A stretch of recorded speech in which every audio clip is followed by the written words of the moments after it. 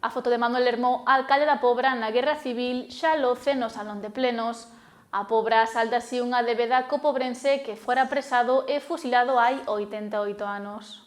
O pasado mércores 16, o Salón de Plenos da Pobra do Caramiñal encheuse de veciños na homenaxe impulsada polo Concello para saldar a débeda histórica que tiña o municipio con Manuel Lermó Vidal.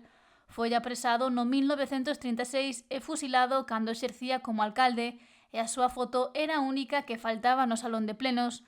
Dende o mércores, a súa imaxe forma parte da historia pobrense ao sumarse ao resto de rexedores que encabezaron os gobernos locais da Pobra. Estamos aquí para facer xusticia, para recuperar unha historia que foi silenciada durante décadas, para devolverlle ao noso pobo unha parte fundamental da súa identidade.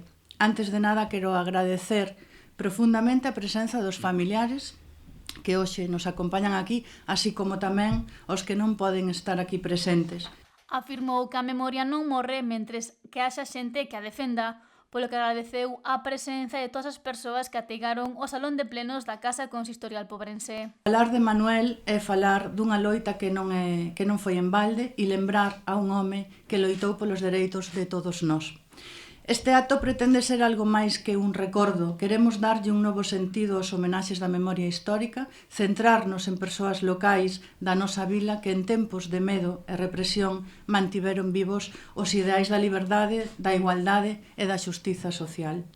Reunímonos hoxe neste acto de lembranza para render homenaxe a don Manuel Lermó Vidal, alcalde en funcións da Pobra do Caramiñal no ano 1936. Facémolo dende a responsabilidade que temos como sociedade democrática de non esquecer, de traer ao presente a memoria daqueles que defenderon ata as últimas consecuencias a liberdade, a xusticia e a dignidade humana. Un dos netos do homenaxeado, Manuel Lermó, falou en nome de toda a familia e recordou as últimas vivencias do pobrense que foi arrestado por non querer deixar o cargo de alcalde, ademais de rememorar o duro que foi para os familiares que o coñeceron enfrontarse a todo o que pasou despois do seu asasinato. Porque viviron unha traxedia terrible, inimaginable. Meu pai rompía cando falaba de seu pai, por eso nunca pudo falar con nós do tema. E eu, que era un rapaz, que nací no 50-51, solamente nos enterábamos pola calle, porque non fun nin Manoliño, nin Manolito, nin Manolo, nin Manuel. Fun o neto de Manuel da Molinera. Cando me vía no, ese é o neto de Manuel da Molinera, ai, daquele home tan bo, que o mataron, que o crucificaron, e tal. Era un home de uns profundos ideales democráticos, adquiridos na sociedade norteamericana, na que traballou moitos anos. El procurou darlle vida á Pobra. Lermó foi detido o 29 de xullo de 1936 e meteron no cárcere local onde non foi moi ben tratado. De facer del verdaderas desgracias con el. E o día 10 de xaneiro mandarono, o 12 de xaneiro mandarono para Santiago xa para o tema do Consejo de Guerra. Aí xa sabía que estaba condenado a morte. El foise sin dentes, sin costillas, pero todas as quitaron aquí. Alá os militares non lle tocaron. O que fixaron foi un Consejo de Guerra. E agradeceu esta homenaxe impulsada polo Concello para recordar o legado que deixou o seu avó. Isto foi unha desgracia que ojalá non se volva a repetir máis. Non hai máis desgracia que as peleas entre irmáns e a xente conocida, que é onde se xeneran as maiores desgracias, porque é onde se verten todos os enfrentamentos sociales e civiles que generan unha desgracia como se generou aquí. Aquí en todos os lados donde sufriron as consecuencias.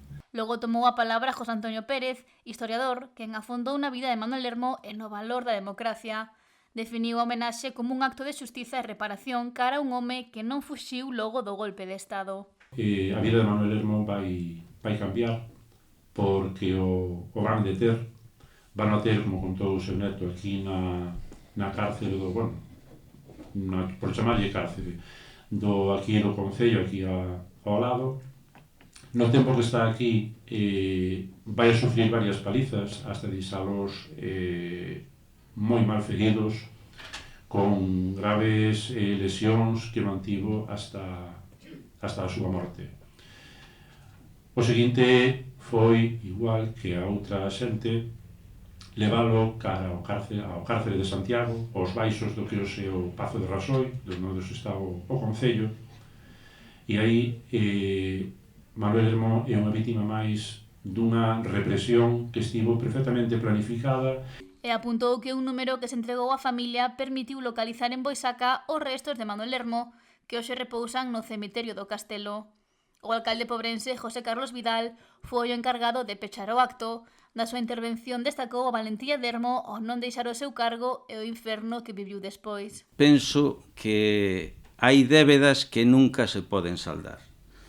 En este caso, esta non é só unha débeda que teñamos de gratitude que este concello ten con el, senón tamén ca súa muller e con todos os fillos que tiña. Eu non coñecín a Manuel Hermó, pero unha persona coñécese polas súas accións, polas súas decisións.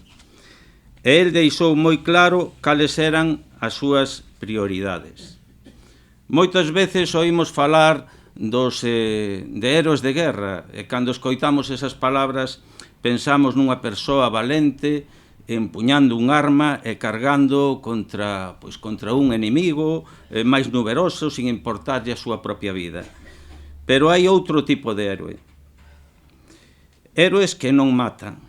Héroes que tan só empuñan as súas ideas e as súas conviccións como únicas armas. A emoción protagonizou o acto e foi en aumento cando se descubriu a fotografía de Manuel Hermó que dende o pasado mércores xa loce no Salón de Plenos da Pobra.